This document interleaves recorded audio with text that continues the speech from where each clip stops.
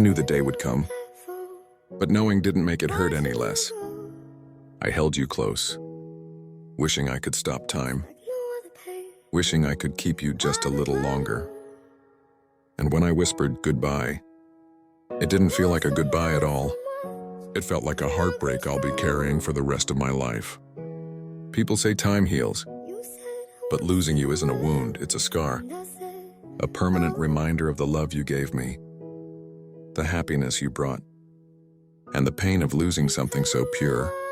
Goodbye may have been the last word I said, but it will never be the end of our story.